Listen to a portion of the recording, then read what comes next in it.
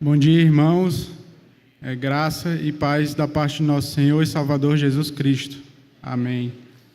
Nesse dia, irmãos, mais uma vez o Senhor nos convocou a estarmos aqui diante dele e reunido com todo o seu povo, para juntos louvarmos, exaltarmos e bendizermos seu santo nome. Desta maneira, peço aos irmãos que baixem suas cabeças e oremos ao nosso Deus. Senhor, Deus justo, bendito e gracioso, louvado e exaltado seja o santo nome do Senhor. Somos gratos a Ti, Senhor, por mais este dia, dia do Senhor, ao qual o Senhor designou para que o Teu povo se reunisse e adorasse o Teu santo nome. Desta maneira, Senhor, não temos outra coisa a fazer, senão nos rendermos diante de Ti, em gratidão, e com as nossas vidas louvarmos ao Senhor. Que o Senhor nos conduza, Pai, neste dia em santidade, temor, reverência ao Teu santo nome. Que todo o trabalho feito aqui não seja, Pai, para a glória do homem, nem para a exaltação do mesmo, mas para a única e exclusiva glória do Senhor. Ajuda-nos, abençoa-nos e guarda-nos de todo mal. No santo nome de Jesus. Amém. Irmãos, agora aqueles que puderem se colocar de pé, para fazermos a leitura sequencial do livro de Esther, no capítulo 5. Livro de Esther, capítulo 5. Faremos a leitura alternada.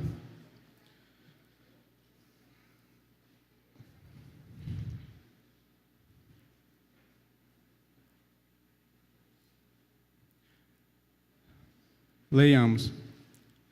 Ao terceiro dia, Esther se aprontou com seus trajes reais e se pôs no pátio interior da casa do rei, defronte da residência do rei. O rei estava sentado no seu trono real, fronteiro à porta da residência.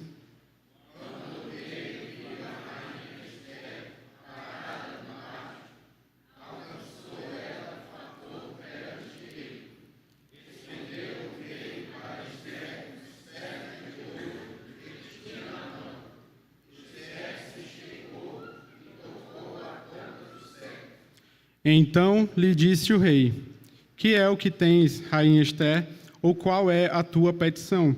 Até metade do reino se te dará.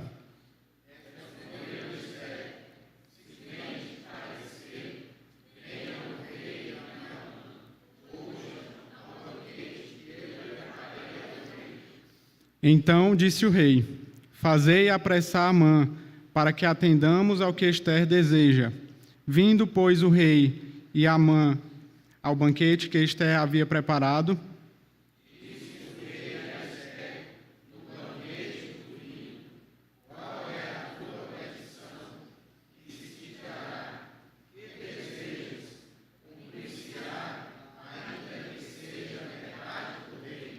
Então respondeu Esther e disse: minha petição e desejo são o seguinte: se achei favor perante o rei,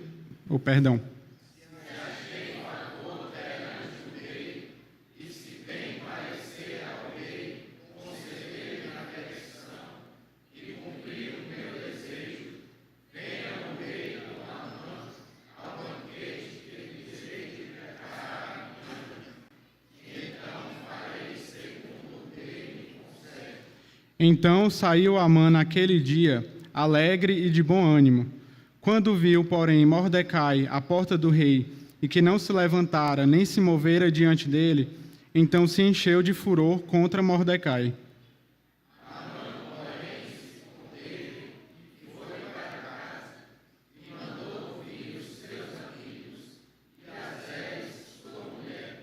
Contou-lhes Amã a glória das riquezas e a multidão de seus filhos, e tudo em que o rei o tinha engrandecido, e como o tinha exaltado sobre os príncipes e servos do rei.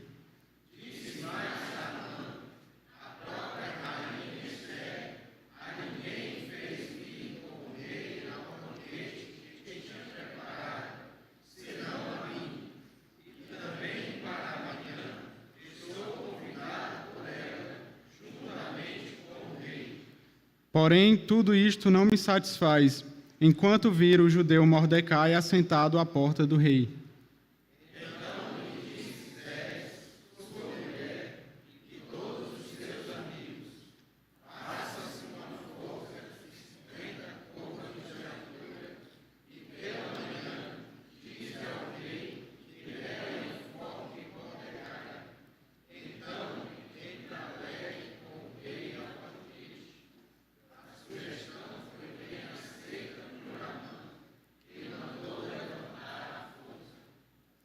Amém.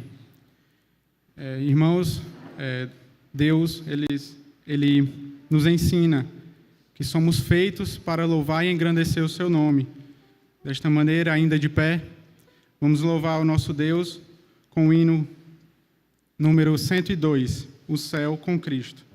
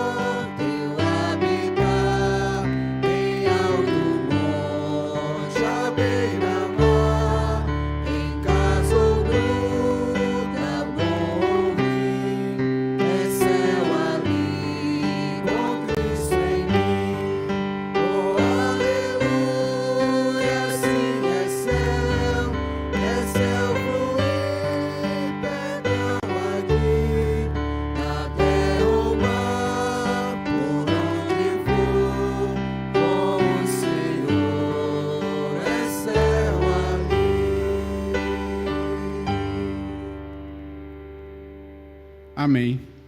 Podeis assentar. Neste momento, oraremos ao Senhor, pedindo a Ele que nos perdoe dos nossos pecados, pois temos cometido transgressões contra o Senhor e por isso necessitamos do seu perdão, para que tenhamos plena comunhão com Ele. Após alguns instantes, eu peço que o irmão presbítero Rafael esteja orando em gratidão ao perdão concedido. Oremos.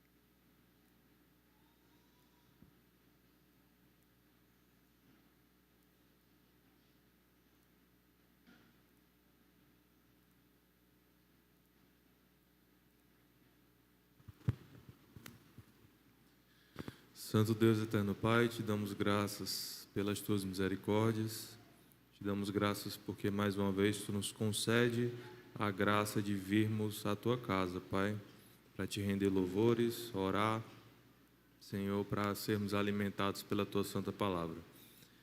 Queremos te agradecer, Pai, porque tu nos conduziste aqui mais uma vez.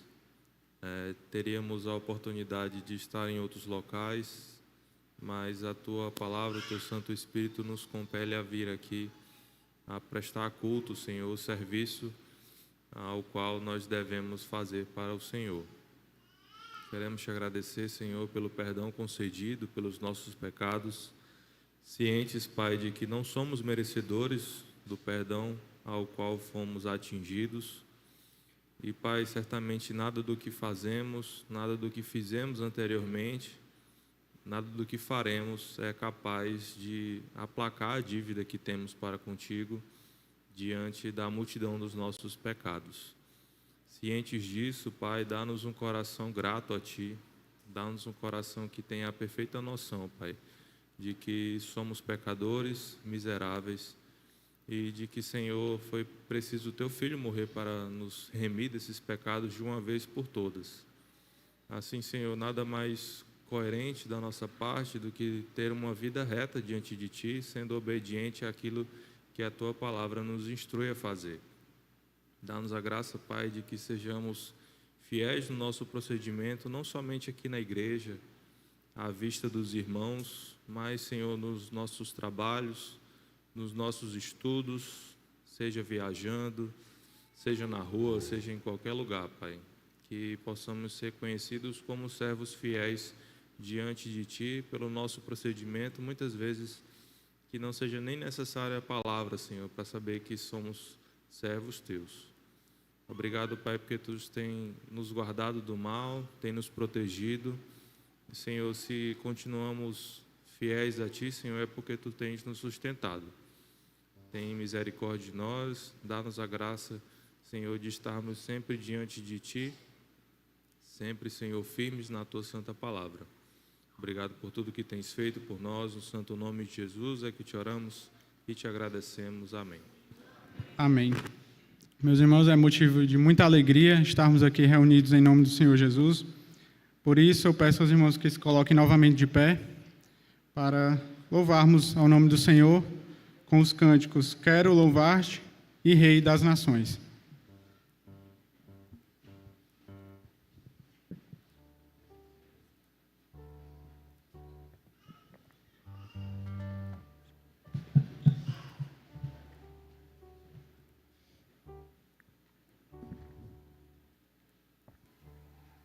Bom dia, amada igreja. Louvai ao Senhor, vós todos os gentios, louvai-o todos os povos, porque muito grande é a sua misericórdia para conosco e a fidelidade do Senhor subsiste para sempre. Aleluia. Vamos louvar o Senhor com alegria, cantando Quero louvar-te sempre mais e mais, quero louvar-te.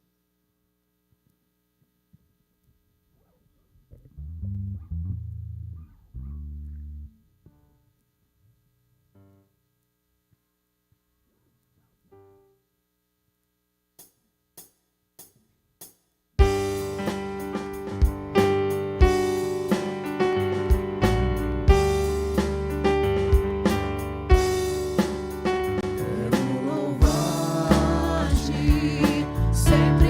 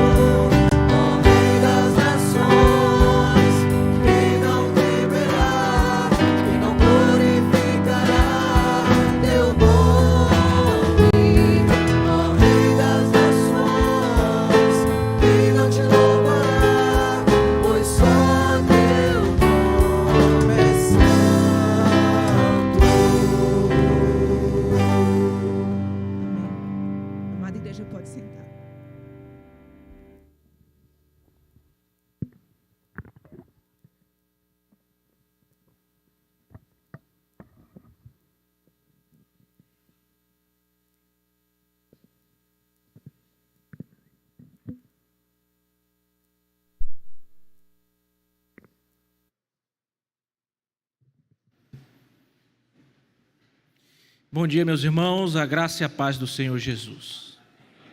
Graças a Deus. Nós estamos felizes porque estamos reunidos em nome do Senhor, para louvá-lo, para bendizê-lo e para aprender mais sobre a sua santa e bendita palavra. E nós vamos orar agora, agradecendo por isso, pedindo que o Senhor nos abençoe. Nós vamos também, irmãos, orar pelos nossos aniversariantes, pelos aniversariantes de casamento, pelas grávidas, pelos nossos enfermos também, por aqueles que receberam da parte de Deus cura, libertação de enfermidades, e vamos fazer isso agora. Deixa eu dar uma olhada aqui para os nossos aniversariantes, por favor, irmãos. Temos o Alex Alves no dia 5, e de casamento nós temos Israel Leal com a Suelen Leal, o Samuel Castro com a Juliana Viana, o Israel no dia 1º, o Samuel e a Juliana no dia 6, e o Fábio com a Juliana no dia 6 também. Nós vamos orar por esses irmãos. Eu convido você a fechar os seus olhos, a curvar a sua fronte, para nós falarmos agora com o nosso Deus, agradecendo por esses irmãos que completam seu aniversário natalício e também de casamento. Oremos.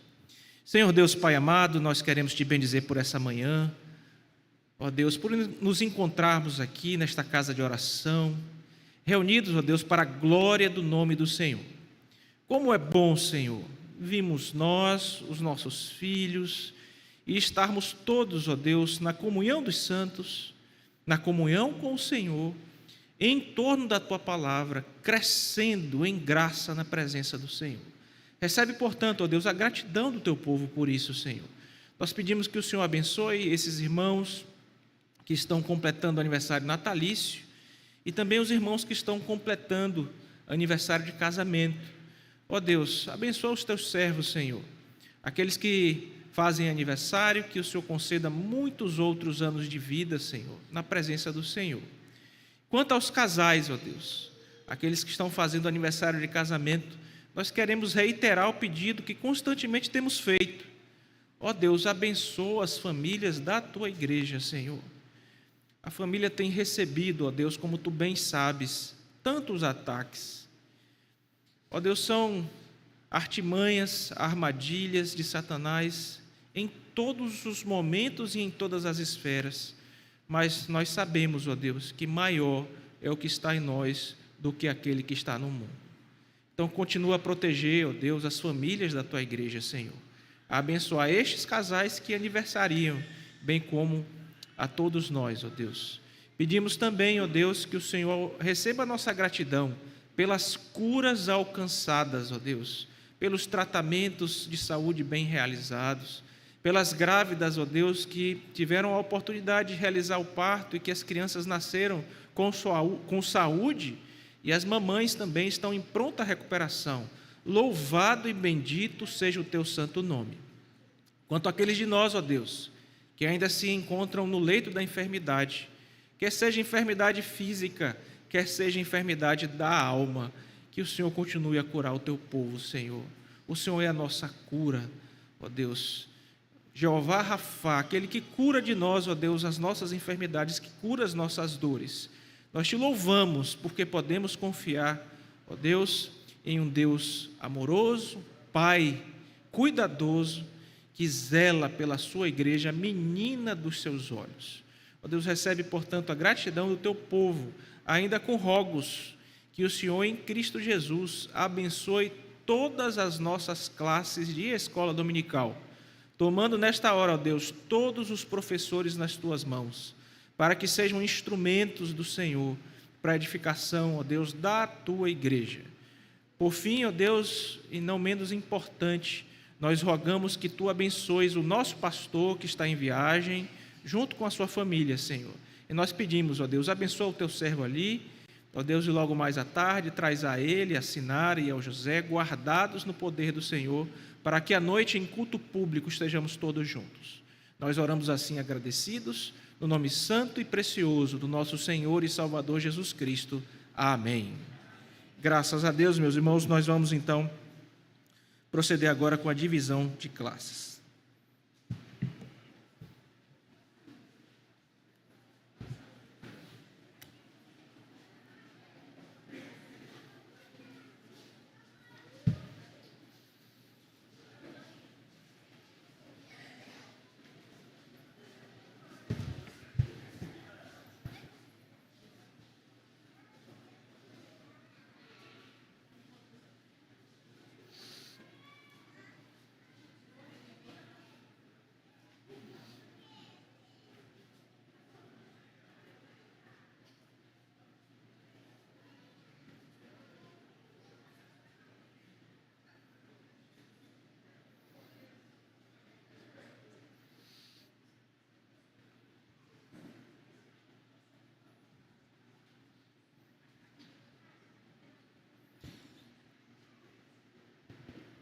Meus irmãos, é um privilégio estar com vocês aqui, podendo ministrar aula.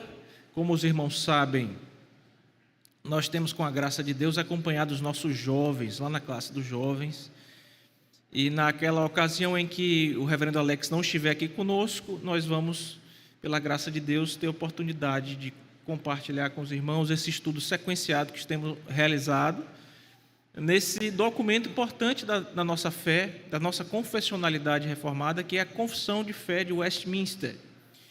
Em uma outra ocasião, tempos atrás, nós já tivemos a oportunidade de ressaltar a importância dos nossos marcos de fé, da nossa confessionalidade bíblica reformada, porque ela dá segurança para a igreja, né?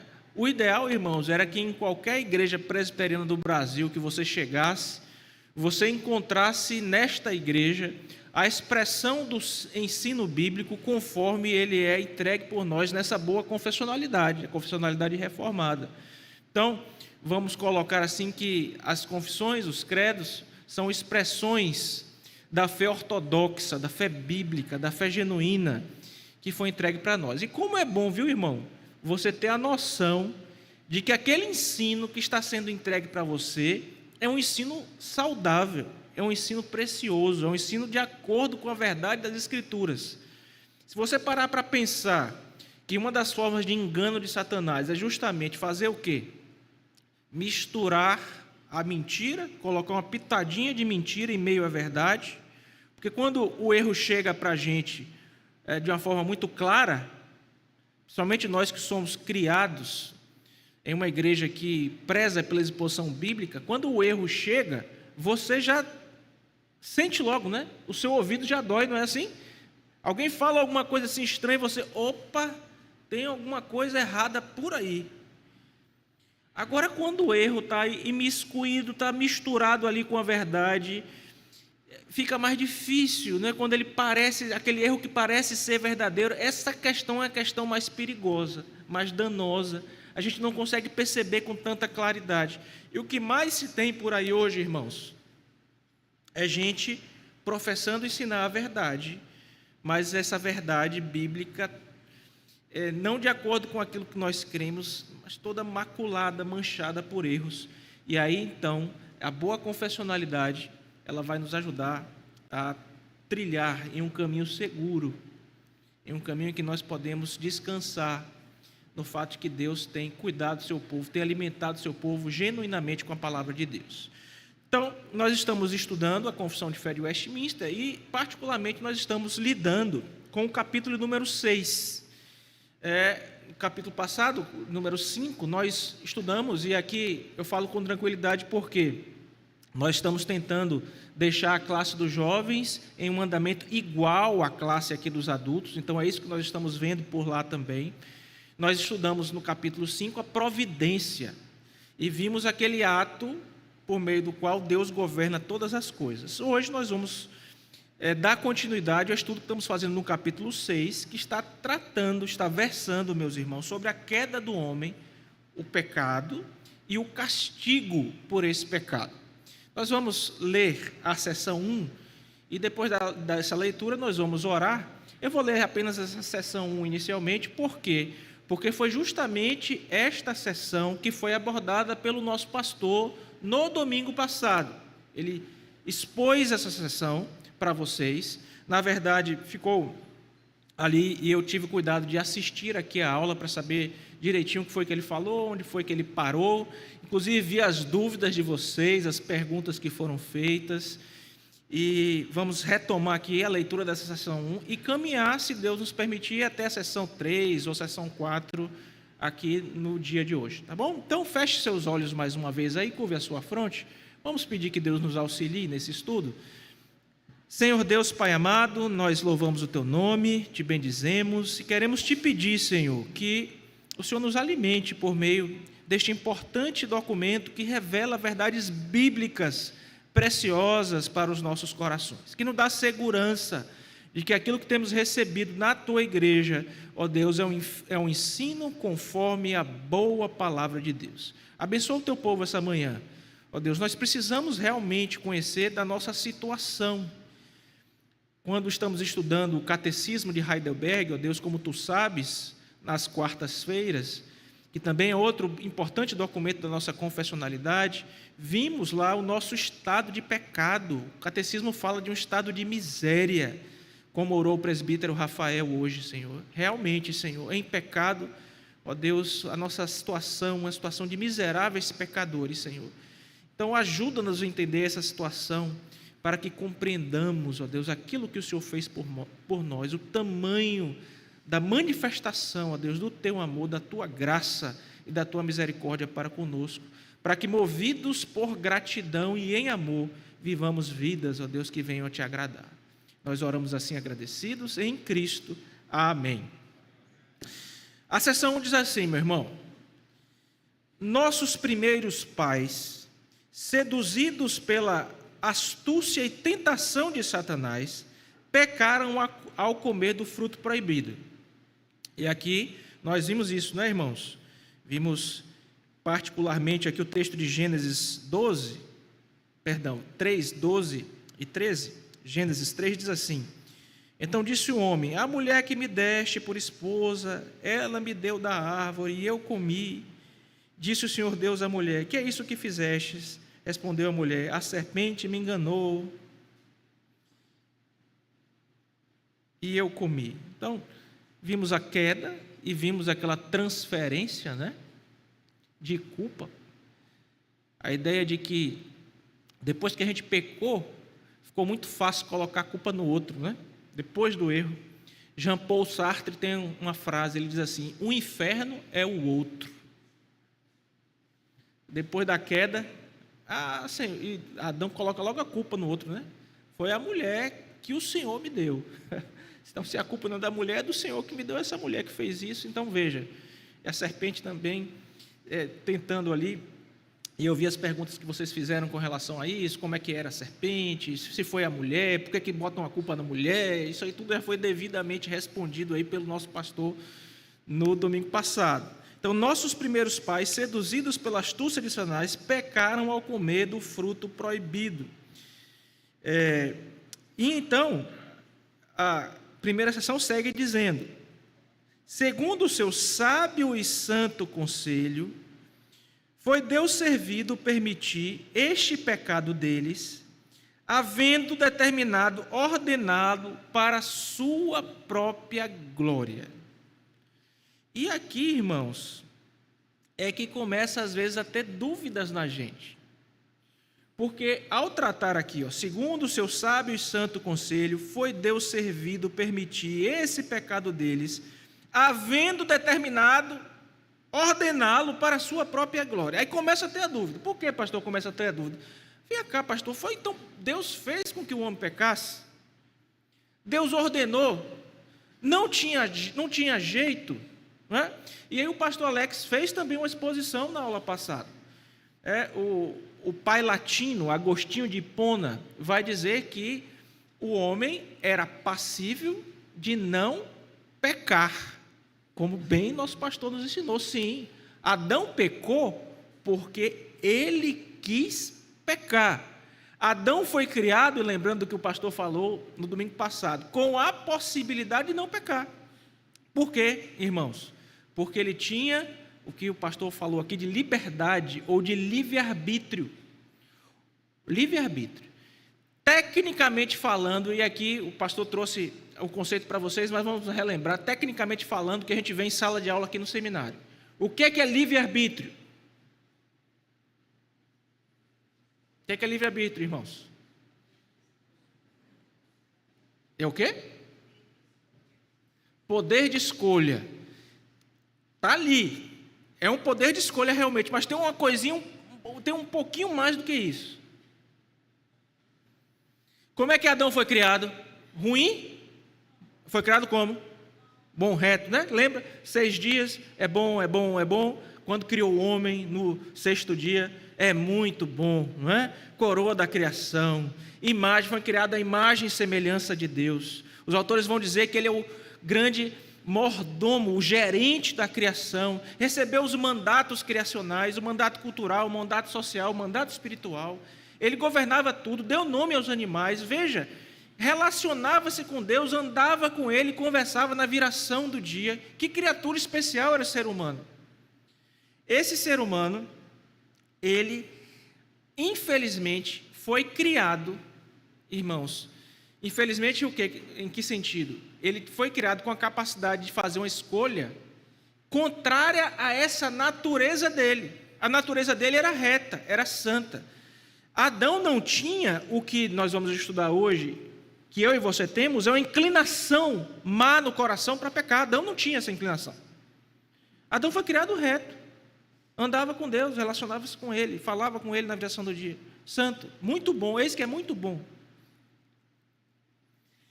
Só que ele tinha a capacidade de fazer uma escolha contrária a essa natureza santa dele.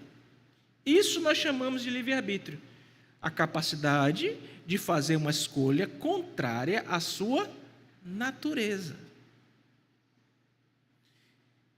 Quando nós hoje olhamos para essa questão do livre-arbítrio, nós não temos, vamos colocar assim para não gerar dúvida em ninguém.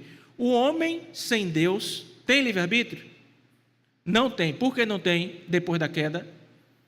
Porque agora ele é escravo do pecado. A natureza dele é má. Ele tem condição hoje, o homem sem Cristo aí fora, de fazer uma escolha contrária a essa natureza má dele? Não tem. A Bíblia diz que ele está morto. É um zumbi, morto em delitos e pecados. Tem condição de escolher? Não tem. Não tem nenhuma. Para que ele escolha a Deus, o que é necessário que ocorra, irmãos? O Espírito Santo venha, abra os seus olhos, modifique a sua mente. Aí a gente vai estudar a doutrina da salvação, né? O Deus que elegeu desde toda a eternidade vai agora converter aquele irmão. A conversão, aquele filho, né? A conversão tem dois momentos próprios. A conversão tem a fé e o arrependimento. Fé e arrependimento marca ali aquele momento inicial, uma moeda de duas faces. Fé e arrependimento vêm juntos. Aquela pessoa é chamada eficazmente. Nós conhecemos isso também como graça irresistível, como vocação eficaz. São termos iguais. Ele é eficazmente chamado, ou seja, Deus opera de fora, chamando ele, e opera dentro, regenerando ele. E aí a pessoa vai poder ouvir a voz e responder à voz de Deus. Então veja, o homem comeu, morreu, não tem mais capacidade de fazer uma escolha contrária à sua natureza. Ele é totalmente dependente de Deus para escolher qualquer coisa boa com relação à salvação. Tranquilo até aqui, não é, irmãos? Muito bem. Veja que Adão foi lá e comeu. Quando ele comeu, ele pecou. E a seção 1 está dizendo que isso aconteceu segundo o sábio e santo conselho de Deus. Você crê que Deus pode se enganar? Você crê que Deus, rapaz, Deus não devia ter permitido que... E preste bem atenção na palavra que eu estou dizendo aqui, tá? Permitido. Deus não devia ter permitido que Adão caísse. Isso ocorreu por quê? Por causa que Deus quis, segundo o seu santo e sábio conselho. Ele quis assim. E o texto continua na seção 1. Foi Deus servido permitir em esse pecado deles, havendo determinado ordená-lo para a sua própria glória. E aí a dúvida que pode surgir é a seguinte: tá, pastor, então foi Deus que forçou Adão a pecar? De jeito nenhum. Logo que eu cheguei aqui na igreja, a gente começou a estudar Tiago, não foi? E nós vimos lá que Deus a ninguém tenta. Ele não pode ser tentado pelo mal e ele a ninguém tenta. E vocês viram aqui como pastor, quando estudaram a sessão passada, que é a sessão de providência, que Deus governa todas as coisas justamente de modo tal que ele não vai forçar ninguém a pecar. É a pessoa que pela sua própria vontade peca. Judas é chamado de quê? O vaso de ira preparado para isso. Poxa, pastor, mas se ele for um vaso de ira preparado para isso, e Se ele está ali preparado, mas não foi, então foi Deus que colocou? Não foi, irmãos. E é isso que às vezes dá um nó na cabeça da gente, que a gente não consegue entender plenamente, porque vem aquela tensão que o pastor falou para vocês. A tensão entre a soberania de Deus, de um lado. Pensa numa verdade que a Bíblia defende, uma linha reta. Aqui, ó, soberania de Deus. A outra linha é o que aqui? Retinha também. Responsabilidade do homem. As duas coisas vão andar juntas e aparentemente... Por que é aparentemente? Porque é apenas por causa da nossa compreensão limitada. Elas aparentemente parecem se contradizer, mas é uma contradição aparente. Por quê? Porque a Bíblia nos revela que essas verdades andam juntas sem se contradizer, porque Deus não é contraditório. Eu quero ver isso na Bíblia. Então, por favor, abra sua Bíblia aí em Filipenses capítulo 2. Porque está dizendo aqui que foi segundo o santo conselho da vontade de Deus, que Deus o quê? Permitiu, havendo determinado, ordená-lo para a sua própria glória. Ô pastor, como é que eu vou entender isso aí, pastor? Vamos ver aqui agora. Filipenses capítulo 2.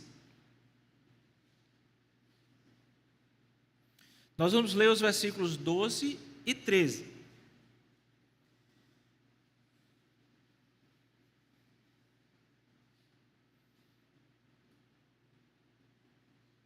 Todos acharam? Amém?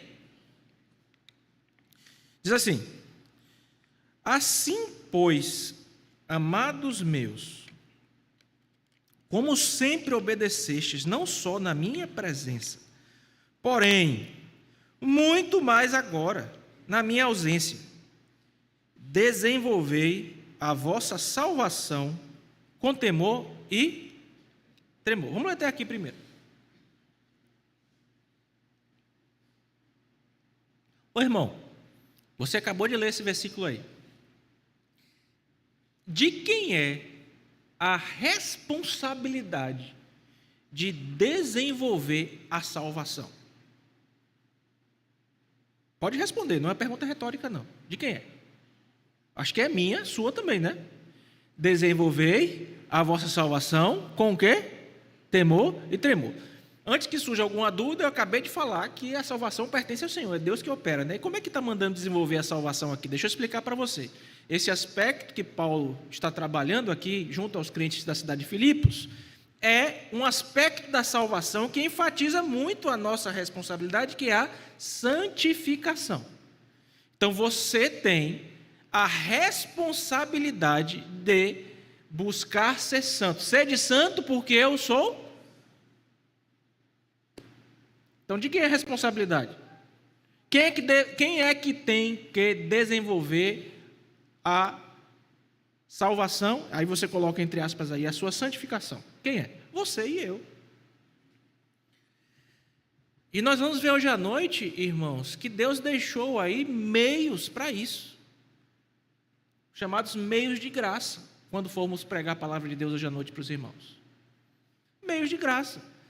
Meios de graça que são particulares, é com você e Deus, e meios de graça que são públicos, quando você vai estar junto com seus irmãos, né? Oração da palavra, comunhão dos santos, a pregação da palavra, a oração, a comunhão dos santos, você vai ter acesso aos meios de graça, quer sejam eles públicos, quer sejam eles particulares.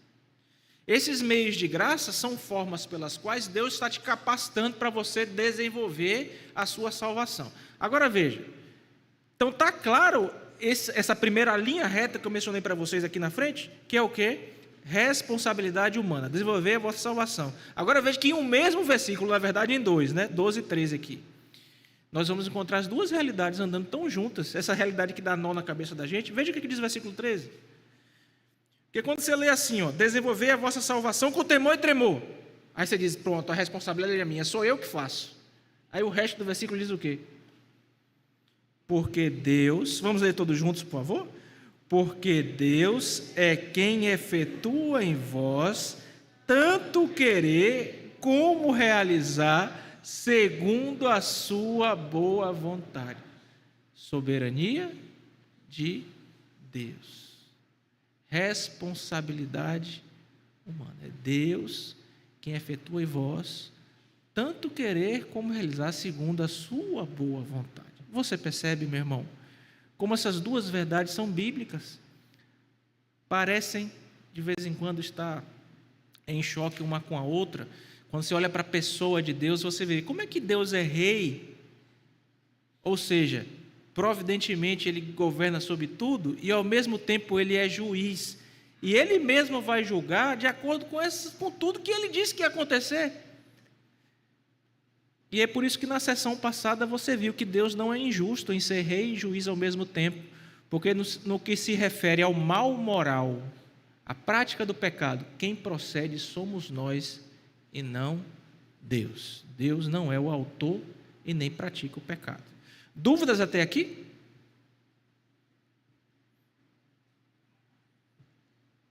Alguma pergunta? Não leva pergunta para casa, tá? Pode perguntar. Eu gosto é quando pergunta mesmo. Porque quando ninguém pergunta, viu, meu amor? É porque ou não entenderam nada, ou porque já sabem tudo. Pronto, eu cutuquei o Raimundo, ele vai lá, meu diácono vai perguntar. Vai lá, meu diácono. Pastor, nesse aspecto aí, já que primeiramente veria a responsabilidade do homem, não daria ênfase, então, para o homem tomar essa decisão, sendo que segundo depois é que o texto fala a questão de Deus? Não, a ordem aqui em que está escrito não geraria uma interpretação nesse sentido, a não ser que ela fosse muito forçada mesmo, né? Porque você sabe que quando o cidadão quer forçar o texto bíblico, infelizmente isso acontece muito, viu, meu irmão? Essa é uma excelente pergunta. Por quê? Porque a pessoa está lá amarrada com o erro, e para defender o erro, ela vai pegar os textos bíblicos e vai ir forçando o texto bíblico para dizer o que o texto não diz.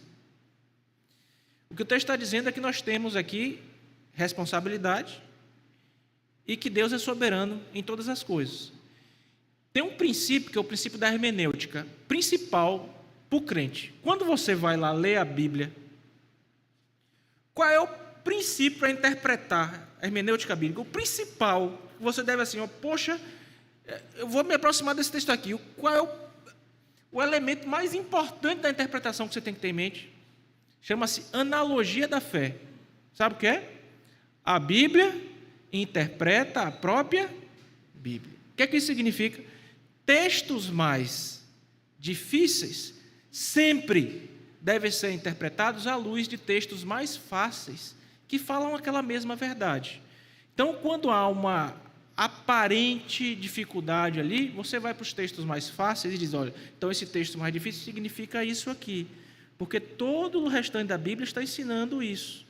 E assim você, obviamente, vai permanecer fiel na sua firme convicção de que a Bíblia não erra, não contém erros, porque é a palavra de Deus. Então, foi uma boa pergunta, meu irmão, mas não dá margem não para esse tipo de interpretação. Muito bem. Essa foi a sessão 1. Pode falar, meu irmão. Tem mais uma pergunta aqui à frente. Por favor, alguém traz o microfone aqui. Levante o braço, por favor, irmão, para que o diácono possa observar.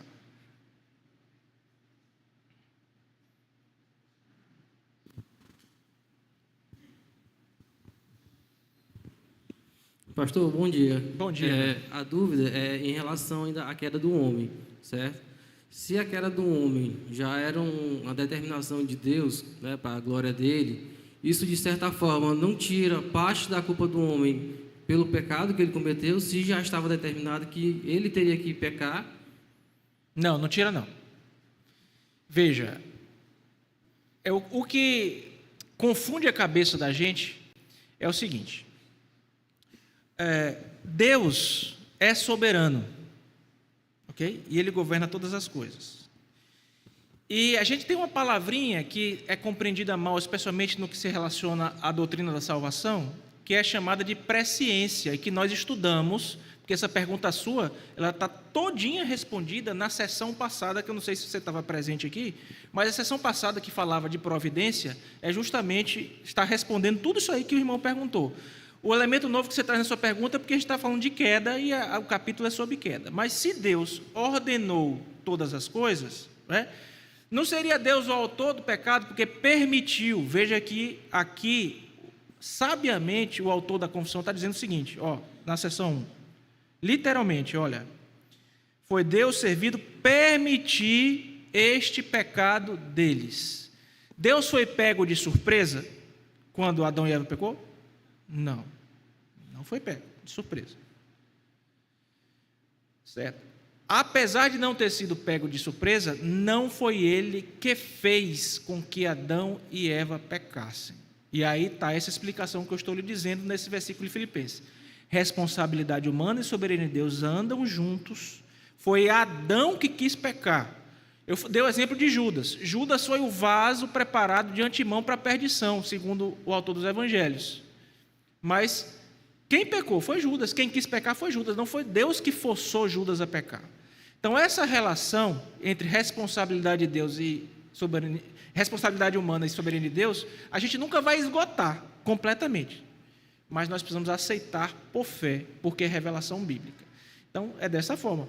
A culpa, inclusive a gente vai tratar um pouquinho de culpa agora, tá? A culpa é sim do homem, porque foi criado com a possibilidade de não pecar, ok? Quem trabalha isso inicialmente, até mencionei rapidamente aqui, foi Agostinho de Hipona. Ele traz esse ensino, Calvino vai trabalhá-lo também, a ideia de que Adão poderia seguir o caminho dele, se ele quisesse continuar. Deus já sabia que isso não ia acontecer, mas ele foi criado com essa condição de fazer isso. Agora, por que Deus permitiu? A gente vai ver daqui a pouco, para a sua glória. Veja aí o final da sessão. Foi servido Deus permitir esse pecado deles, havendo determinado ordená-lo para a sua glória. Sabe quando é que você vê a questão da glória melhor?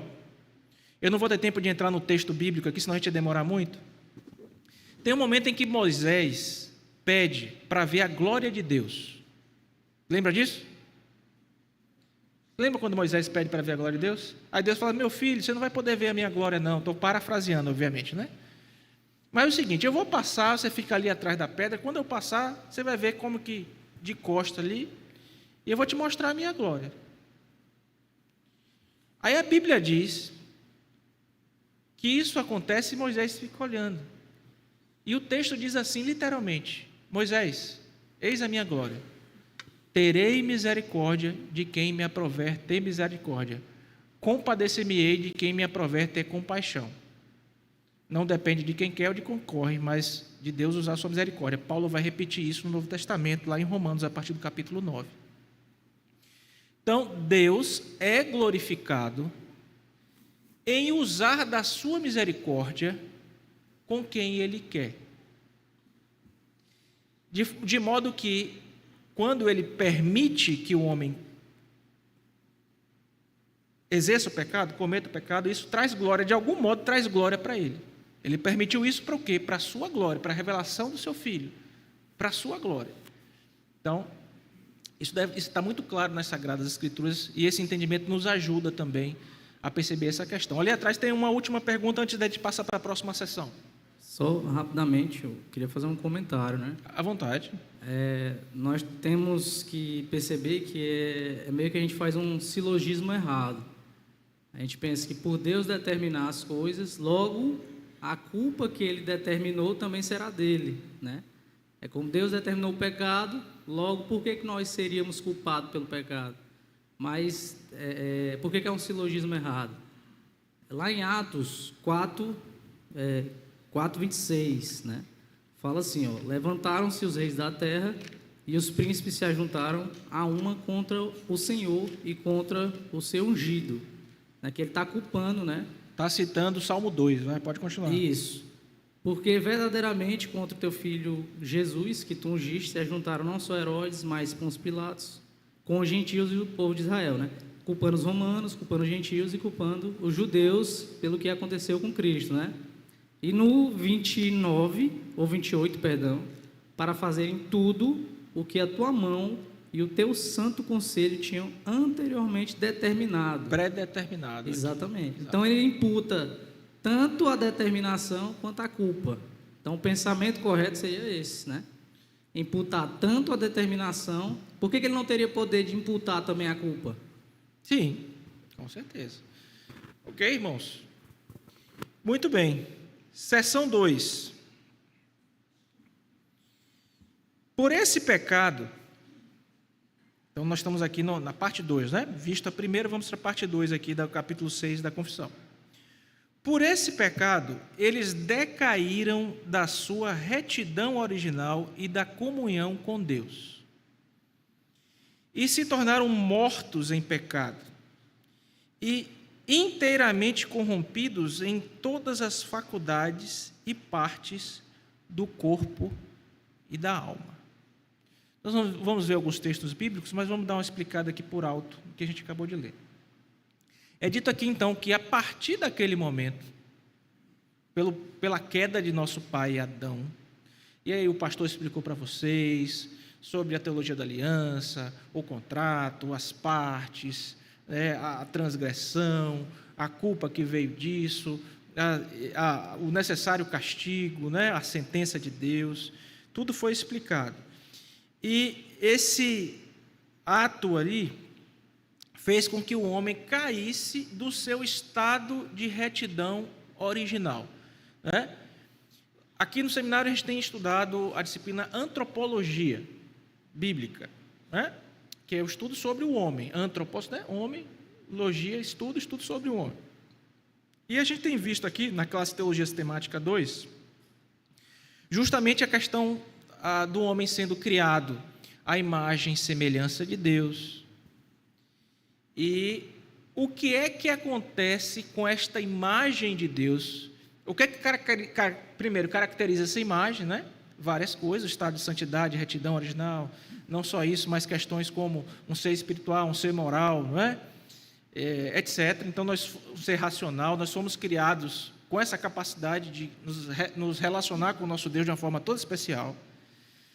E isso acontece porque ele transmitiu a sua imagem e semelhança para nós. Imagem e semelhança, irmãos, há muita discussão teológica a respeito disso, mas são sinônimos, tá? Nós somos criados à imagem e semelhança de Deus. Então, Deus é o modelo e nós recebemos da parte dele algumas das suas características, alguns atributos comunicáveis da parte de Deus, atributos que aprove a Deus nos comunicar. E esse estado, junto com essa imagem e semelhança, nós tínhamos, e característica dessa imagem e semelhança, porque se a gente foi criado à imagem e semelhança de Deus, nós fomos criados em um estado de retidão original. Essa retidão original, ela foi perdida na queda. Certo? Quando nosso pai Adão pecou, isso foi perdido completamente. E assim o homem se tornou um morto em seus delitos e pecados. Lembra que o reverendo José falou no domingo passado? Das 3 características da morte aqui, alguém fez uma pergunta para ele, ele falou lá sobre a morte física, falou sobre a morte espiritual e falou sobre a morte eterna, a segunda morte. Então, a morte física veio para Adão, ele leu o texto bíblico e Adão morreu e tal, depois de viver não sei quanto tempo. A morte espiritual, porque passou a ter inimizade para com Deus, e a morte eterna, ou a segunda morte, que é aquela morte final mesmo, depois do juízo, onde os ímpios receberão esse castigo terrível, de serem atormentados no inferno durante toda a eternidade. E esses 3 aspectos aqui atingem diretamente o homem a partir desse momento, quando eles caíram do seu estado, quando em Adão todos caíram do seu estado de retidão original. E a Constituição diz que eles ficaram inteiramente corrompidos em todas as faculdades do corpo e da alma.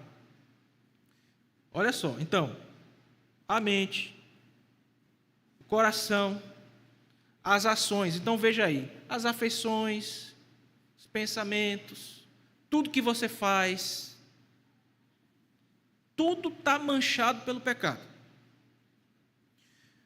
Quando a gente fala disso aqui, irmãos, a gente está lembrando de uma doutrina chamada de depravação total. Daqui a pouco a gente vai mencionar um pouquinho a questão da depravação total com vocês, que a gente ouve, né, lá nos famosos 5 pontos do calvinismo, né? A gente fala um pouquinho da depravação total, a gente está falando um pouquinho disso. Decaíram do seu estado de retidão original, da comunhão com Deus, se tornaram mortos nos seus delitos e pecados, inteiramente corrompidos, né? Depravação total não significa que você é o mais mal que você poderia ser. O termo até é impreciso, teologicamente. Por quê? Porque pode parecer assim, que você é tão ruim quanto você poderia. E você é, estou falando só do crente não, tá? Vamos falar do descrente aí. Quando você olha para o descrente aí fora, ele é tão ruim quanto ele poderia ser? Não é. Por quê? Alguém sabe responder? Mesmo o descrente. Por causa da graça comum. O que é a graça comum? É esta graça pela qual Deus vai dar a possibilidade de homens ímpios. E Deus dá que Deus é Espírito. Não é dom espiritual, mas é o Espírito que concede essas coisas também. O Espírito dá a possibilidade do homem aí fora, do homem comum, do homem sem Deus, fazer coisas relativamente boas. Boas, vamos colocar entre aspas. Não vão ser aceitas por Deus para a salvação. Porque para ser aceito para a salvação, qualquer coisa tem que ser feita por fé, para a glória de Deus em Jesus Cristo. Se não for feito por fé, para a glória de Deus em Jesus Cristo, não é boa obra. Então, o homem aí, sem Deus, mesmo atingido pela graça comum, ele faz coisas boas, mas que são insuficientes para salvá-lo. Então, você vê um homem ímpio, que pode ser um pai cuidadoso, um homem ímpio que pode amar a sua esposa, um homem ímpio que pode, uma mulher ímpia também, e por aí vai. Graça comum. O que acontece é o seguinte, nos últimos tempos, na última hora, que é a fase que nós estamos vivendo, Deus vai retirando dessa graça comum, e a maldade dos homens vai aumentando cada vez mais. Essa depravação atinge a todos, indistintamente. Não são os piores que poderiam ser, mas têm a capacidade de tornar-se. Basta você ler Romanos 1, e você vê o que os homens adorando a criatura em lugar do Criador, Deus entregando os homens uma condição mental reprovável para desonrarem o corpo entre si, homens com homens, mulheres com mulheres. Então, quando Deus entrega o homem a ele mesmo, o que é que ele está fazendo? Ele está simplesmente refreando a atuação da sua graça comum. A graça salvadora é a graça que ele dá somente para a gente, para os crentes, que receberam a graça salvadora. Então, vamos ver alguns textos bíblicos aqui que vão provar esse pecado, essa queda da retidão original, a queda da comunhão com Deus, o rompimento da comunhão com Deus, mortos em pecados. Veja aí, Romanos 3:23.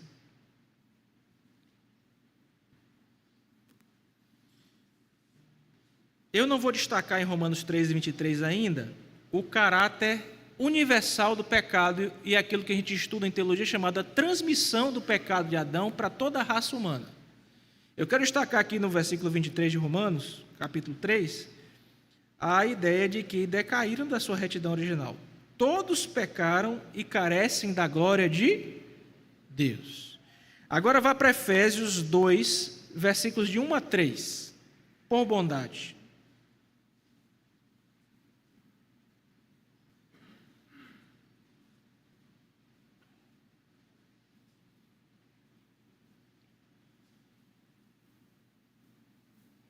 Esse texto é maravilhoso, né? Efésios 2, de 1 a 3. Eu recentemente estive lá no acampamento dos jovens, que foi uma parceria da Primeira Igreja Presbiteriana de Teresina com a Igreja Presbiteriana da Pissarreira. E um dos textos que nós falamos em 6 ocasiões lá. Um dos textos que nós falamos foi esse aqui. Eu costumo dizer que isso aqui é a tomografia computadorizada do ser humano.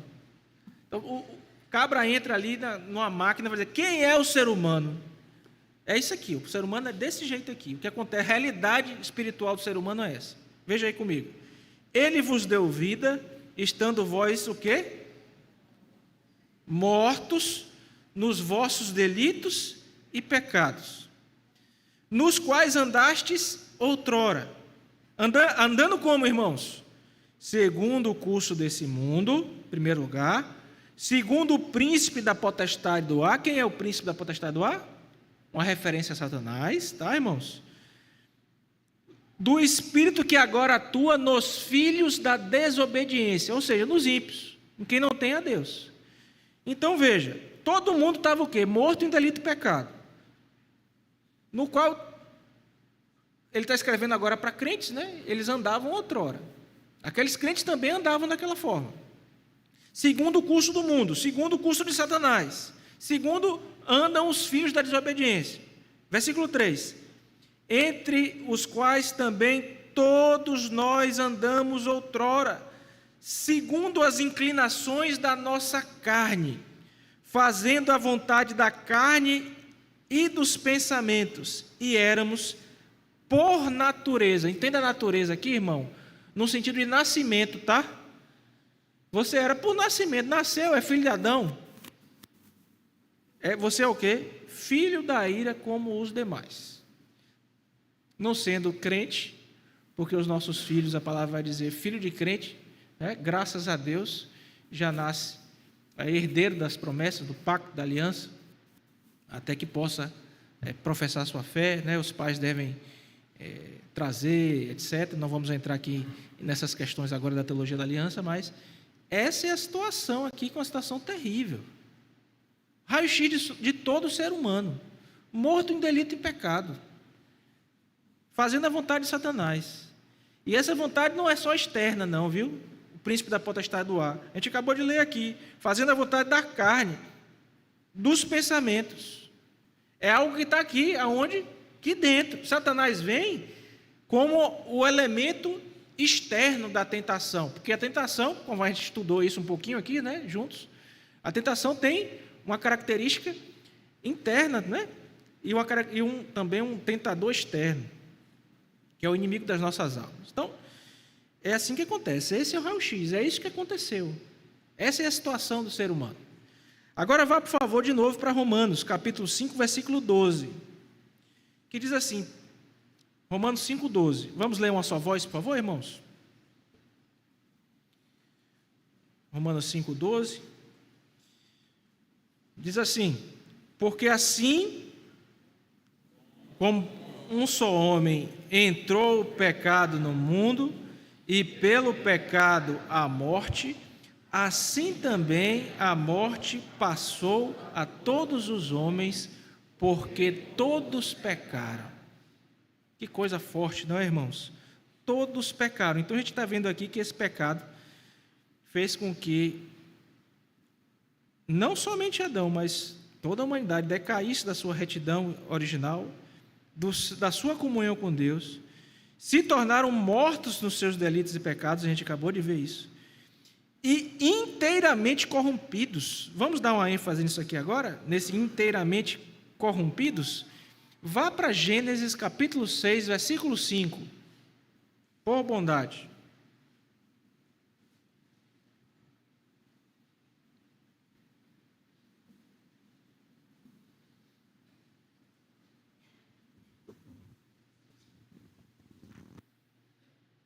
Viu o Senhor que a maldade do homem se havia multiplicado na terra, e olha aqui o que está dito, irmãos, e que era continuamente mal todo desígnio do seu coração. Para pensar aí. Continuamente mal todo desígnio do coração. É um estado de depravação mesmo. E o pior é que a gente ainda ouve por aí assim, ô pastor, eu fiz aquilo porque aquilo ali estava no meu coração. Meu irmão, você não, a Bíblia diz assim, que a paz de Cristo seja o árbitro do quê? Do vosso coração. Não é o seu coração ser o árbitro da sua vida. É a paz de Cristo ser o árbitro. O que é o árbitro? Pode, não pode, é o juiz. Quem é que tem que arbitrar no nosso coração, mandar no nosso coração? Cristo. Seu coração, irmão, é enganoso. Quer ver? Jeremias, capítulo 17, 9. Veja aí o que a Bíblia fala a respeito do seu coração.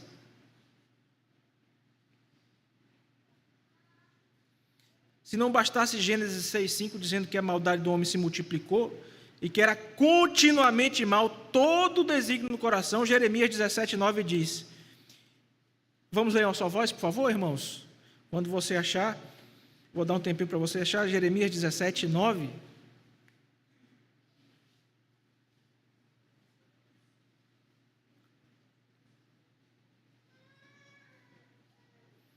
Vamos ler juntos? Enganoso é o coração, mais do que todas as coisas, e desesperadamente corrupto, quem o conhecerá? Que situação, né? A sede das nossas emoções, a sede, né? Das nossas afeições, a sede do que nós queremos, gostamos, desesperadamente corrupto. Tito, capítulo 1, versículo 15 diz: todas as coisas são puras para os puros, todavia para os impuros e descrentes nada é puro, porque tanto a mente como a consciência estão corrompidas. Depravação total. Coração, consciência, mente, ações. Aí você pergunta assim, pastor, o senhor disse que o homem foi criado à imagem de Deus, não foi? Com a queda, então, o que aconteceu com a imagem de Deus em nós? Nós perdemos a imagem de Deus? Não, nós temos ainda a imagem de Deus. Uma figura que eu gosto de lembrar a você é o seguinte: quando você for pensar aí na queda com relação a essa imagem de Deus, você pensar em um espelho. Você pensa no espelho onde Adão chega lá na frente do espelho antes de pecar, e ele está se vendo lá bonitão, no estado de retidão original, o estado em que ele foi criado por Deus.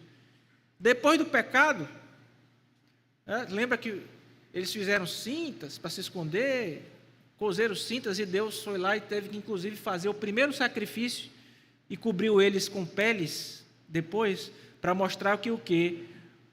Pecado só é coberto com derramamento de sangue. Já apontava para Cristo. Quando Adão chega agora, depois do pecado, na frente do espelho, ele vai ver como que um espelho, pega uma pedra e joga no espelho, ou naqueles vidros um pouco mais fortes, que o vidro estilhaça todo. Então ele vai chegar na frente do espelho, a imagem vai estar lá toda, continua sendo imagem, mas uma imagem toda deturpada, toda esquisita. Ele continua sendo a imagem de Deus. Essa noção que parece ser simples, mas é que é importantíssima, gerou, e aí os operadores do direito aqui presentes vão dizer, porque a noção de dignidade da pessoa humana veio lá com fulano de tal, aí vai falar a turma recente que começou a falar disso. Começou com a Bíblia, meu irmão. Mesmo o homem sem Deus, pecador, ele ainda reflete a imagem de Deus, e para refletir a imagem de Deus, ele precisa ser amado, respeitado, cuidado. Ele é digno enquanto homem, mesmo sendo um pecador. Essa noção de dignidade da pessoa humana começa no cristianismo, especialmente na sua manifestação anterior lá no judaísmo. Ok? Então, continua sendo. Essa depravação total, irmãos, ela expressa mais plenamente, irmão, em Romanos 3, de 10 a 18. Eu vou convidar você a abrir sua Bíblia mais uma vez. Romanos 3, de 10 a 18.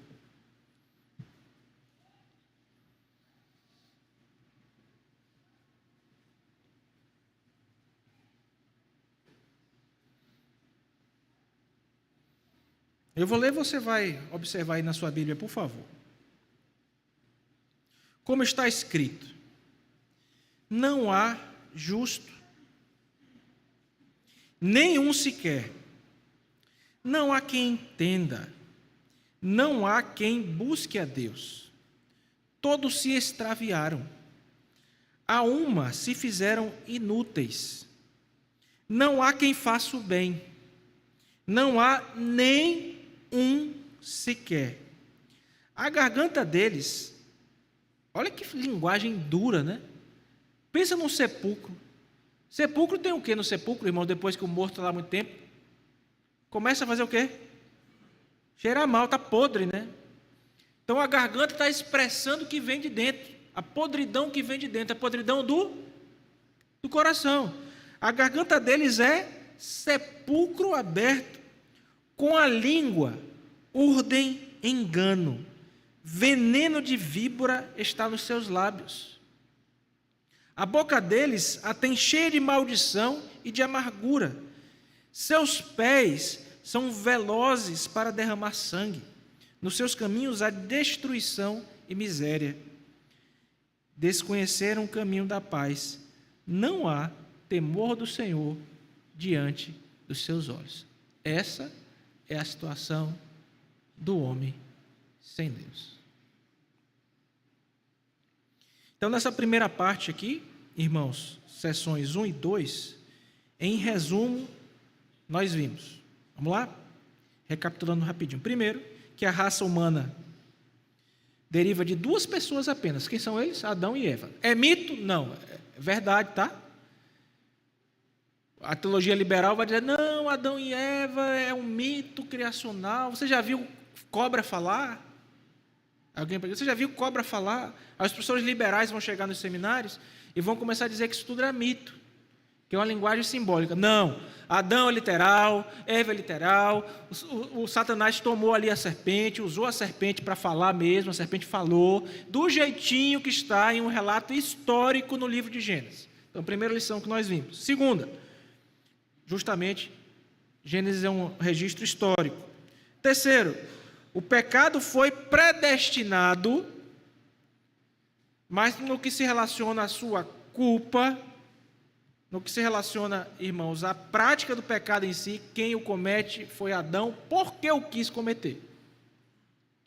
Quarto, por esse pecado, os nossos primeiros pais, Adão e Eva, e consequentemente nós, como vamos destacar daqui a pouco um pouquinho, perdemos a comunhão com Deus, caímos sobre ira e maldição e nos tornamos completamente depravados. Completamente depravado é ser tão mal quanto eu poderia ser? Não. Mas é a minha mente, a minha ação, minhas afeições, está tudo manchado pelo pecado. Ok? Perguntas das sessões 1 e 2, senão eu vou avançar para as 3 e 4. Por favor, meu irmão. Diácono Jeremias está trazendo aí o... Ah, não, é o Raimundo?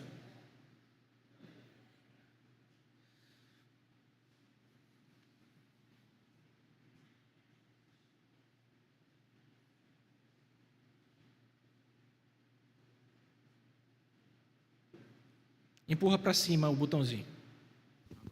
Oi. Pronto. Pastor, está claro na Bíblia que Deus tem controle sobre o Satanás. E isso fica bem evidente lá em Jó. Quando a serpente lá no Éden, ela tenta Adão, foi Deus que fez aquela ação para que ele fizesse aquilo, aquela tentação contra Adão? Não. Não foi Deus que fez. Irmãos, assim, eu costumo falar em sala de aula, é uma postura minha, tá? Eu estou explicando isso para chegar na sua resposta. Que eu não valorizo o que é chamado de teologia especulativa.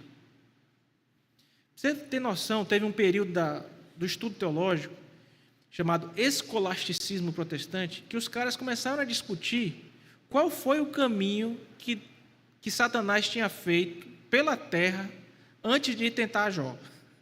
A Bíblia revela isso. Ela deve ter passado por ali. Tem uns cantos que ele deve ter passado mesmo, irmão, para ficar mais tempo por lá e tal, né? Então, assim, qual é o princípio para a gente? O que a Bíblia não revela, a gente o que a Bíblia revela, a gente abraça, pratica, não é assim? Então, veja, se Deus, a sua pergunta é se Deus fez com que Satanás fizesse aquilo, não. Outra coisa, nós não temos alguns textos bíblicos que vão falar sobre a queda de Satanás, que foi também uma coisa tratada pelo pastor na aula passada aqui, rapidamente ele abordou com vocês.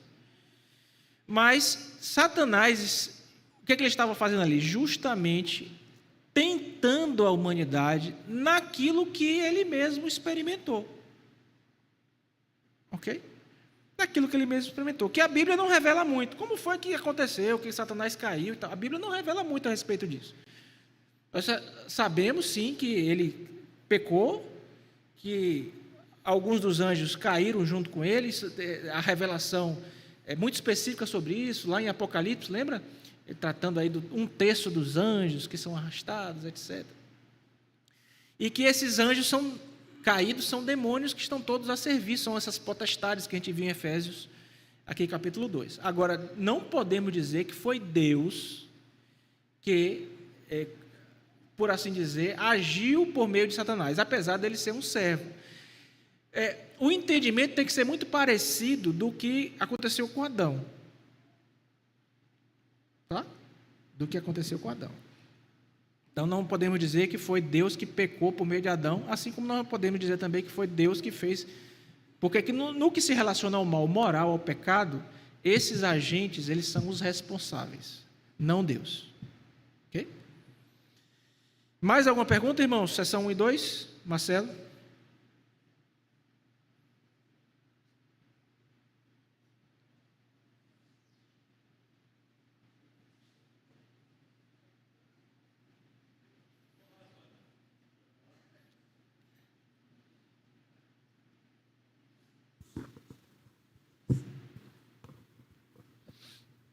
E, pastor, a Bíblia nos dá algum indicativo de mais ou menos onde se deu a queda de Satanás? Nós temos, sim, há um texto em Ezequiel que ele é bastante discutível, porque ele está se relacionando especificamente a um rei, mas que faz menções a este rei, que parecem não ser propícias apenas a um rei terreno. Ok? Mas são poucas. Tirando esse texto, nós temos pouca revelação aqui ali em Apocalipse, alguma coisa pinçada ou outra no Novo Testamento, mas não esmiuçando como é que isso se deu, como é que isso aconteceu. Ok? Quem sabe em alguma ocasião a gente possa até preparar um estudo um pouquinho mais consolidado a respeito disso, para que não reste nenhuma dúvida. Tá? Posso preparar um materialzinho também e disponibilizar no grupo da igreja. Mais alguma pergunta, irmãos? Então, vou iniciar aqui a sessão 3, tá? Não vai dar tempo de desenvolver muito, mas vamos iniciar. Com a graça de Deus, o pastor trabalha ela aqui no próximo encontro. Sessão 3. Sendo eles, ou seja, Adão e Eva, o tronco de toda a humanidade, o delito de seus pecados foi imputado a seus filhos. E a mesma morte em pecado, bem como a sua natureza corrompida, foram transmitidas a toda a sua posteridade, que deles procede por geração ordinária. Então, o que é que está dizendo aqui? Que a humanidade toda caiu em Adão. E o pecado de Adão vai ser imputado em todos os filhos de Adão. Irmãos, nem sempre se compreendeu isso de forma tão clara. E eu queria que você entendesse a bênção que você tem em viver depois de 2000 anos da era da vinda do nosso Redentor, pouco mais do que isso. De desenvolvimento teológico que você tem até aqui. Tinha muita concepção errada a respeito disso. A respeito do que, pastor? De qual é a relação entre o pecado de Adão e o pecado da raça. Qual é a relação entre o pecado de Adão e a minha vida?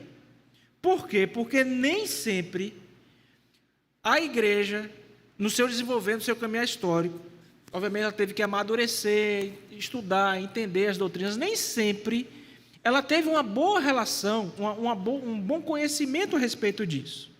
Não é? Vamos ver os versículos aqui, porque quem sabe a gente dê tempo de falar um pouquinho também sobre essa perspectiva histórica. Atos 17, 26. Veja aí. Atos 17, 26. Diz assim, vou caminhar um pouquinho mais rápido. Quando você abre, eu já vou iniciando a leitura por causa do tempo. Se de um só fez toda a raça humana A gente está falando aqui da questão federativa. O pastor tratou isso no domingo passado. Teologia federal, ou teologia da aliança. Adão é o nosso representante federativo, ou representante federal. De um só fez o quê? Toda a raça. Toda a raça estava nele, representada. Toda a raça estava em Adão, representada. Romanos 5,12 diz assim, você pode abrir também. Portanto, assim como por um só homem entrou o pecado no mundo, o pecado entrou por quem? Por um só homem, representante federal. Vocês viram, porque não foi Eva. Aí o pastor explicou, quando o homem pecou, Deus procurou quem? Foi Adão ou foi Eva? Adão. Por que foi Adão? Representante federal. Então, assim como por um só homem entrou o pecado no mundo e pelo pecado a morte, assim também a morte passou a todos os homens, porque todos pecaram. Certo? Então, vamos ver a profundidade disso. Salmo 51, 5. Salmo 51, 5. Eu nasci na iniquidade e me concebeu. Então já nasceu o quê, meu irmão? Pecador. A Igreja Católica vai dizer que isso aqui é porque a concepção, a relação do homem com a mulher é pecaminosa. Nada a ver. Está falando. Então já dei um exemplo aqui de a Igreja Católica, por exemplo, não acha que nós herdamos o pecado de Adão na forma como nós ensinamos para a igreja aqui. Tá? E tem outras expressões disso. Já vou mencionar algumas para vocês aqui. Teve um cidadão chamado Pelágio. Você já deve ter ouvido um pouquinho falar do Pelágio. O Pelágio, ele foi combatido por Agostinho de Hipona, os seus ensinamentos, né? É uma heresia. O que é o pelagianismo? É uma heresia que negava a doutrina do pecado original e a necessidade da graça divina para a salvação. Então, assim, o homem é bom. A depravação da queda é negada. O homem é bom. O homem pode alcançar a salvação por suas próprias ações. Nega absolutamente a relação entre o pecado de Adão e o meu e o seu pecado. Você vê como é que é? Surge um cabra e começa a ensinar coisa errada. Aí tem o socinianismo, a mesma coisa, o socinio, uma corrente teológica que negava a trindade e fundamenta-se basicamente na razão, dizendo que uma ênfase na humanidade, na questão da razão, nega completamente o fato de que nós herdamos o pecado de Adão. Então, os braços que descendem desses pensamentos aqui vão chegar em igrejas, vamos colocar entre aspas aqui hoje, todas vão negar isso. Em uma sociedade, irmãos, que o homem é bom, o que se ensina hoje em dia é que o homem é bom. O que é a teologia do coach? Cadê os meus alunos aqui de liderança? Tem algum aqui? Não. Tem o Samuel, mas Samuel está dando aula. 4º ano. Teologia do coach. O que é a teologia do coach? Pegar você e... você tem um valor, o Espírito Santo se move. É isso aqui, é só isso. Você é o cara, você é o... você é isso, você é aquilo outro, você tem que desenvolver o seu potencial... Nega completamente a queda, nega completamente o pecado. O coach é aquele que vai despertar em você as suas potencialidades internas. Você vê o erro disso aqui, que é o seguinte: é deixar de lado completamente a noção, irmãos, de que se temos alguma coisa boa em nós, é mercê da graça de Deus operando em nós. E colocando-nos em uma situação mentirosa de que nós somos bons. Ou seja, traz toda a glória para o homem. Toda a glória para o homem. Errado. Errado demais. Aí tem o tal do semi-pelagianismo. Só para mencionar aqui para vocês. Os caras pegam o pelagianismo e estava tendo briga, né, entre a visão ortodoxa com o pelagiano, e aí sempre surge o piedoso, né? Vamos tentar fazer aqui um meio termo, para chegar aqui num termo do meio. Aí o semi-pelagiano vai dizer assim, ó, veja, nós realmente temos uma incapacidade natural de fazer o bem como Adão, a partir de Adão. Ou seja, desde que Adão pecou, nós temos a incapacidade de fazer o bem, mas nós não herdamos a pecaminosidade dele. O pecado dele é o pecado dele. O meu pecado é o meu pecado. Eu sou incapaz de fazer o bem realmente, isso eu herdei dele, mas não, o pecado dele não se relaciona comigo. Você está vendo, irmão? Eu comecei a aula dizendo que a gente tem que botar a mão para cima e agradecer a Deus por recebermos uma boa confessionalidade. O que é isso? Ter a noção de que o ensino que está sendo entregue para a gente é um ensino saudável. Porque a gente não costuma muito ficar ensinando as heresias que funcionam aí, que mostram aí para vocês, heresias históricas como essas. Quando você começa a ver essas heresias históricas, é que você percebe, Senhor, muito obrigado porque eu estou aonde estou. Porque tem gente que está sendo ensinado. Aí, por exemplo, que não herdou o pecado de Adão. Você já pensou a quantidade de implicações para a sua vida se você entendesse que você não herdou o pecado de Adão?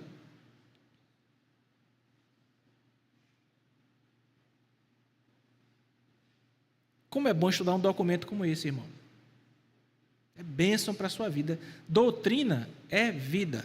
Eu estava fazendo aqui a vigília. Fiquei muito triste, porque muitos faltaram a vigília, tá, irmãos? A vigília estava aqui vazia. A gente precisa orar, vem orar. Não deixa para vir orar só quando a corda apertar, quando o calo doer. Vem orar. E aí, durante a vigília, nós começamos a abordar uma série de questões aqui.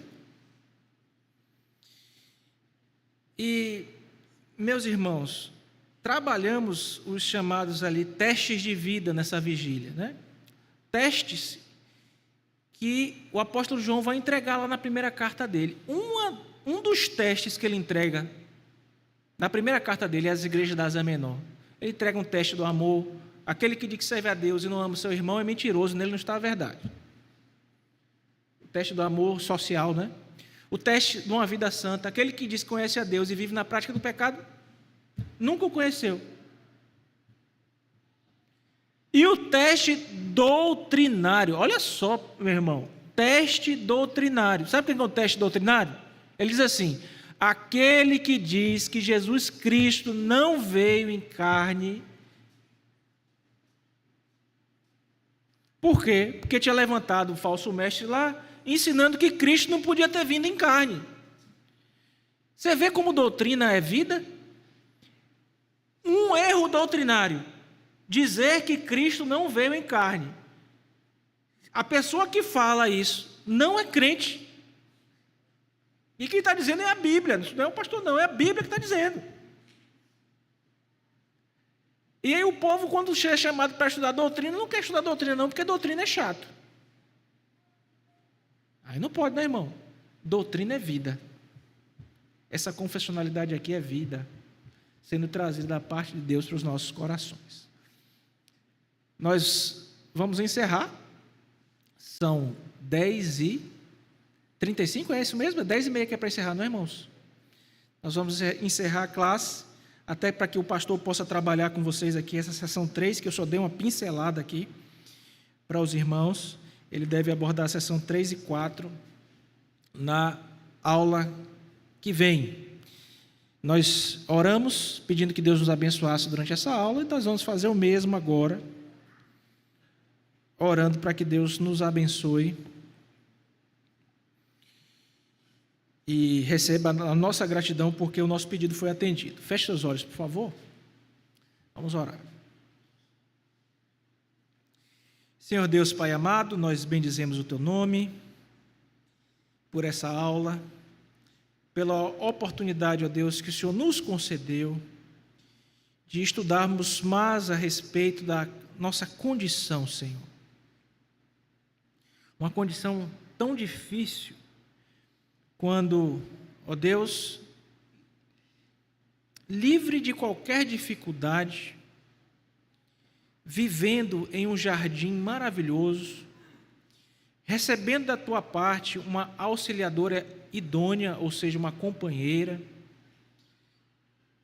sendo chamado, ó Deus, para governar sobre todas as coisas, sobre os animais domésticos, selváticos, répteis, aves, ter domínio sobre a terra, sobre os mares, sobre os céus, guardar toda a criação, o homem vivendo em uma situação tão privilegiada. Adão, nosso pai, optou pela amizade e dar ouvidos à serpente, ao invés da amizade, dar ouvidos ao que o Senhor tem dito: não coma da árvore do conhecimento do bem e do mal, porque no dia em que dela comerdes, certamente morrerás.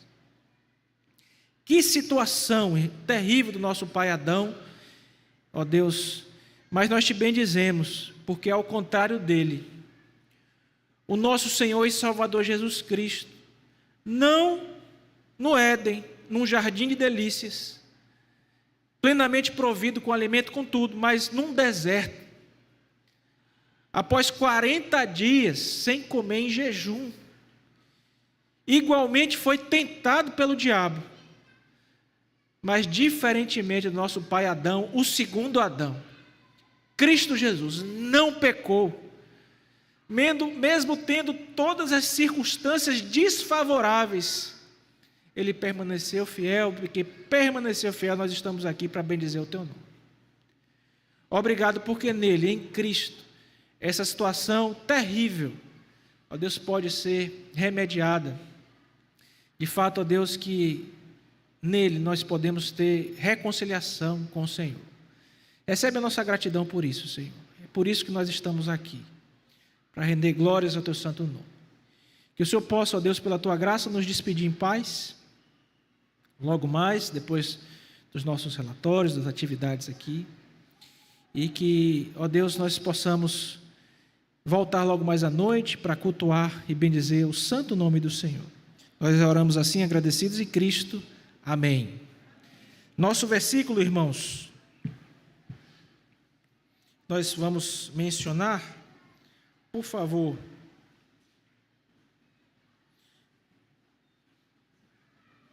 vai ser, irmãos, eu separei aqui, Romanos 5,12, tá? Romanos 5,12. Portanto, assim como por só homem entrou o pecado no mundo, e pelo pecado a morte, assim a morte também passou a todos os homens, porque todos pecaram. Romanos 5,12. Chama aqui o secretário da escola dominical.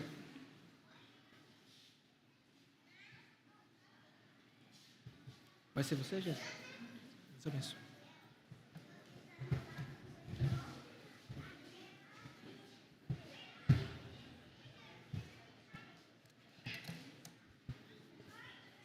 Bom dia, irmãos.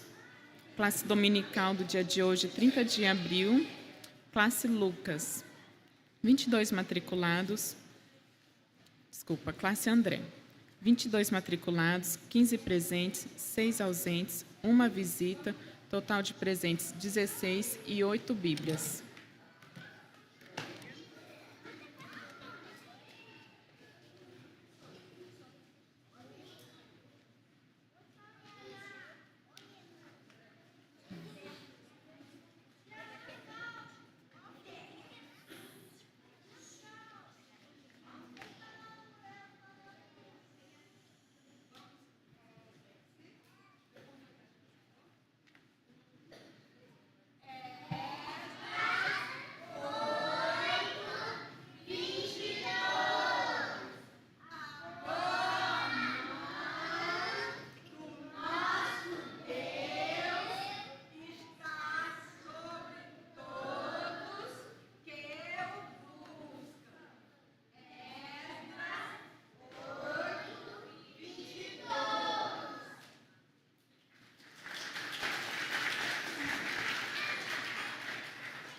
Classe Lucas, 19 matriculados, 7 presentes, 12 ausentes, 7 Bíblias, em total de presentes 7.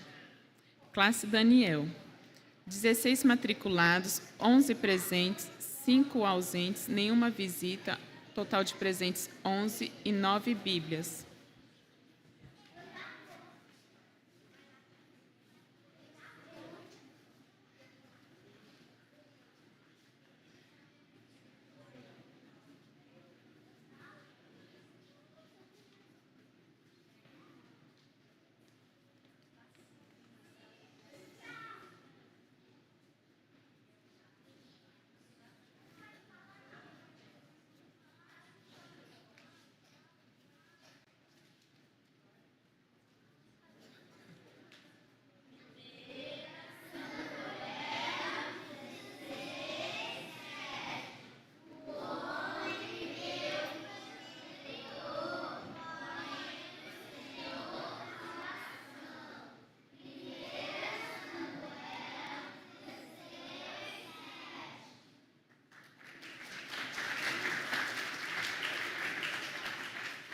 Classe Simão Pedro, 16 matriculados, 12 presentes, 4 ausentes, nenhuma visita, total de presentes 12 e 12 Bíblias.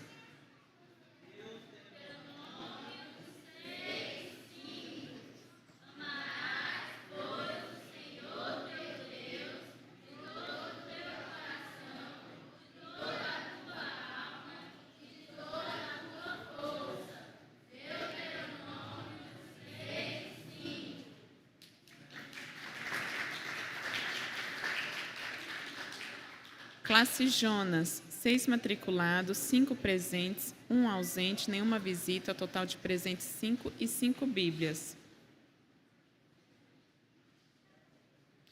Classe Simão Zelote, 10 matriculados, 6 presentes, 4 ausentes, nenhuma visita, total de presentes 6 e 6 Bíblias. Classe Mateus, 28 matriculados, 16 presentes, 12 ausentes, uma visita, total de presentes 17 e 17 Bíblias. Classe Mateus vai ter chão.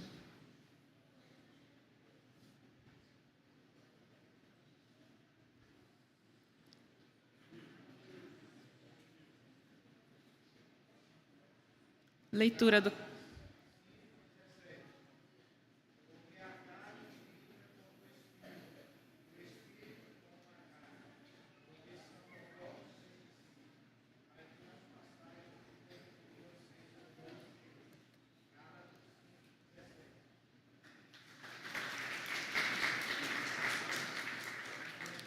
Classe Tomé, 209 matriculados, 93 presentes, 116 ausentes, 8 visitas, total de presentes 101 e 101 Bíblias.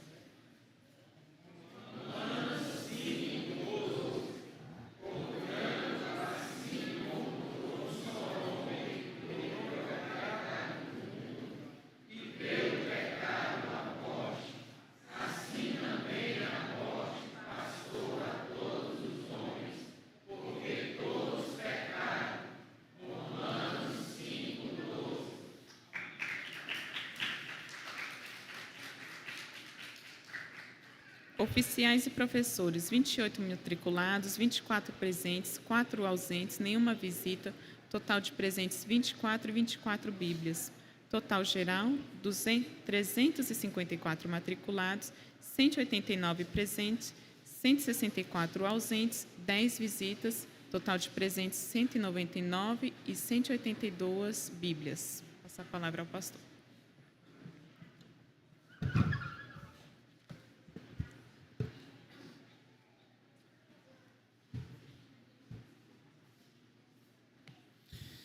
Meus irmãos, como nós, pela graça de Deus, já mencionamos, o nosso pastor está em viagem e, com a graça de Deus, retorna hoje à tarde, né? Estava na previsão dele retornar hoje à tarde, de sorte que deve estar conosco aqui logo mais à noite para o nosso culto público. Nós queremos saudar aqui os nossos visitantes. Há alguém nos visitando aqui esta manhã? Por favor, quer erguer uma das suas mãos? para que nós possamos identificá-lo. Temos algo a dizer para o nosso visitante que está ali à direita, irmãos. Vamos dizer juntos? Seja bem-vindo em nome do Senhor Jesus. Amém. Deus abençoe. Volte sempre, traga mais um com você. Muito bom. Irmãos, nossas atividades estão ocorrendo naturalmente aqui na igreja. E eu queria, à luz da vigília que teve agora na sexta-feira, pedir que na próxima vigília você venha com a sua família. É um momento que tem sido tão precioso. Não dura muito tempo, irmãos. A gente começa às 19 horas e encerra às 22, e orar é preciso. Nós precisamos orar, colocar as nossas vidas em oração. Pergunta aos presbíteros se tem algum aviso a ser dado. Meu presbítero.